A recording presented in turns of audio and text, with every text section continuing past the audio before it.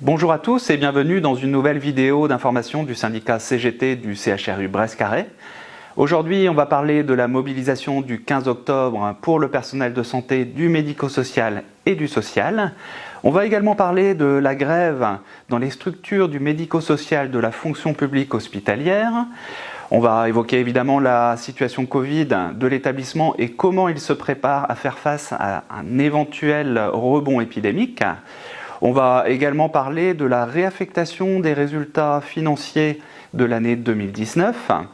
Enfin, on va finir sur aussi la situation des prélèvements et des temps de Covid dont on vous a parlé la semaine dernière.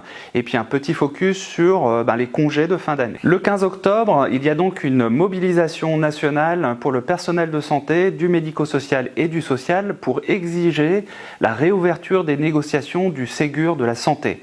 Car on estime à la CGT que le protocole est mauvais, insuffisant, voire dangereux. En particulier, il y a tout le personnel du médico-social et du social qui sont exclus des revalorisations salariales. Mais il y a encore plein de sujets qui n'ont pas été résolus, notamment les effectifs dans les hôpitaux, le nombre d'ouvertures de lits. Et en plus, le protocole prévoit une contrepartie aux revalorisations salariales, à savoir une déréglementation du temps de travail. Pour la CGT, c'est inacceptable. Il faut réouvrir les négociations pour avoir un protocole bien plus ambitieux qui puisse vraiment améliorer la situation des hôpitaux. Concernant les modalités d'action, le rassemblement débutera à 10h place de la Liberté en intersyndical puisqu'on est rejoint par le syndicat Sud et les collectifs Interurgence et Interhôpitaux. Et on fera une manifestation jusqu'à la sous-préfecture avec le personnel du médico-social et du social qui manifesteront aux côtés des hospitaliers. Toujours en lien avec le Ségur de la santé, on s'est aperçu que des structures hospitalières dépendant du médico-social seraient exclues des revalorisations salariales du Ségur de la santé. C'est-à-dire qu'ils ne toucheront pas les 183 € d'augmentation de salaire. Alors, il y a beaucoup de structures en France. Sur le CHRU, on sait déjà qu'il y a le XAPA, c'est-à-dire l'addictologie, mais aussi le CESAD en pédopsychiatrie et le SIAD à Carhaix. Donc, c'est à peu près 40 agents hospitaliers qui ne toucheront pas les revalorisations salariales parce qu'ils dépendent de structures du médico-social. Alors pour nous, c'est absolument inacceptable. Dès qu'on a eu l'information, on a déposé un préavis de grève pour tous ces agents pour exiger que non seulement ces structures aient les 183 €, mais que les revalorisations salariales soient étendues à tout le secteur médico-social et social. C'est une question de justice. La grève débute donc le 8 octobre, elle est reconductible tous les jours et illimitée jusqu'à ce qu'on obtienne satisfaction de la revendication. La situation Covid de l'établissement évolue malheureusement dans le mauvais sens de façon progressive puisqu'il y a une dizaine de patients hospitalisés sur la Cavale Blanche, dont 2 patients en réanimation. Alors évidemment, l'établissement se prépare à faire face à un éventuel rebond épidémique. À la Cavale Blanche, les unités Covid se préparent et des agents sont formés à la réanimation dans le cas d'une augmentation du cas de réanimation.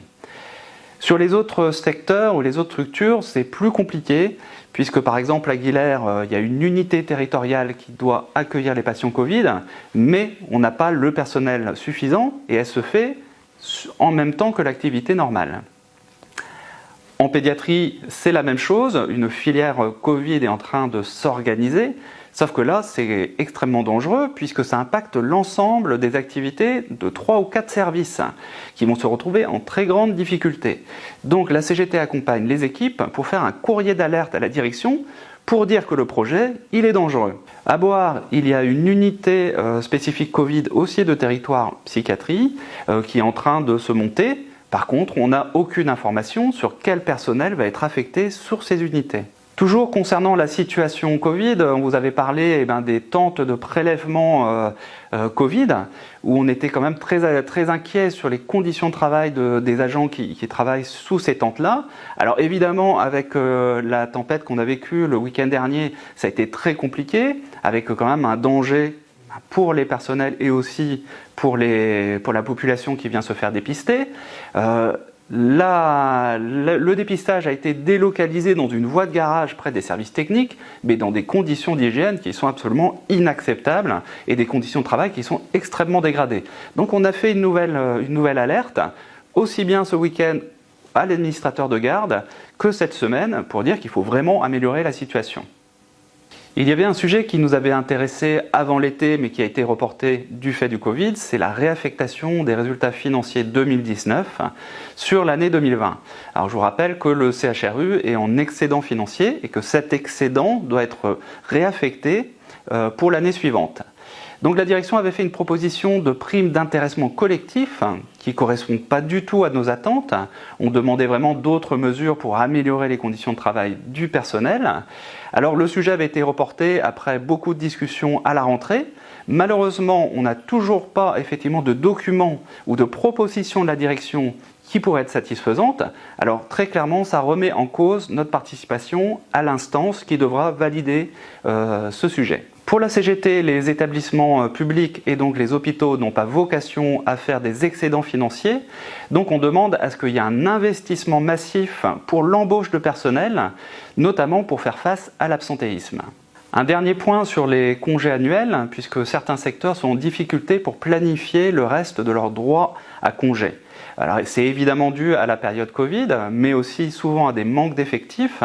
Alors on vous rappelle que c'est une obligation de l'employeur d'honorer les droits à congé des agents et qu'il n'y a pas d'obligation d'ouvrir un compte épargne-temps. Et que c'est vraiment à la direction de faire les efforts pour planifier les congés et recruter s'il y a besoin de remplacement. C'est tout pour cette semaine. Alors évidemment, on vous attend nombreux le 15 parce qu'il y a un gros enjeu pour l'avenir de l'hôpital. Vous pouvez nous contacter avec les coordonnées qui s'affichent à l'écran et surtout, n'hésitez pas à nous rejoindre en vous syndiquant.